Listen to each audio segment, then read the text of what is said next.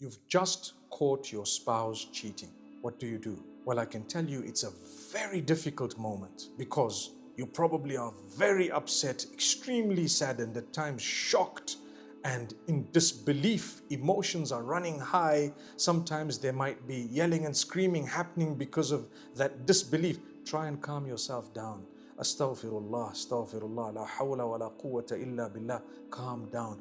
Don't make decisions. Don't make decisions while your emotions are running high and you're angry, you're upset. Don't make decisions during those moments. Calm down. Give it a moment. Sit down. Relax. May Allah make it easy. Then you need to look at what type of a spouse this person is. The cheater, the one who cheated. Is he generally a good person? And if it's a female, is she generally a good person?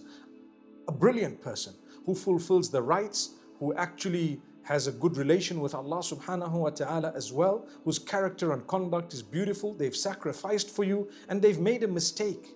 Subhanallah. If that is the case, consider that perhaps Allah exposed the sin of theirs early in the day in order to make them stop what they were doing through His mercy. He did not want them to continue. So out of His love for them, He exposed them right at the beginning and they were caught. And when they were caught, everything stopped. And when it stopped, it's the time to seek forgiveness and earn the pleasure of Allah. Had they not been caught, it would have carried on. And the sin would have been perhaps taken to other levels. So in that case, I would not recommend that you broke the marriage or just ended it or said, right, I'm going home. People will advise you. In some cultures, they don't give people a second chance. I'm telling you, good people also make mistakes. Don't come and invoke the punishment now of Allah by making decisions that would really not be worth your while or your children or your families. You might regret that decision. Some friends are such that when they hear about a little bit of cheating, perhaps, like I said, there are different levels. They'll tell you, that's it, end it, go home, you'll find someone else, you are worth much more than this, you can't allow this to happen, and so on. And little do they know that a year or two down the line, that spouse would be happily married to someone else and you're busy sitting here licking your wounds because someone gave you wrong advice. So I'm here to tell you, think before you make decisions.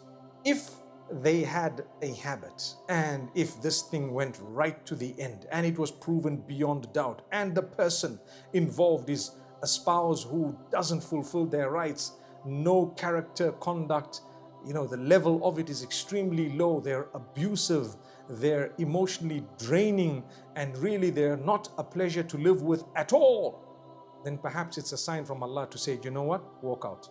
That's what it should be. Walk out. People say you must apologize. Number one, seek forgiveness of Allah. Seek forgiveness of Allah. Number two is apologize without being asked to apologize. You know what? I know of people who've forgiven and their relationships thereafter have become much stronger, not just among them, but even with Allah subhanahu wa ta'ala. And this is why it's important for family members, extended family members. If your child had a cheating spouse and they want to get back to that cheating spouse, after they have made amends and reconciled, please support them. Support them.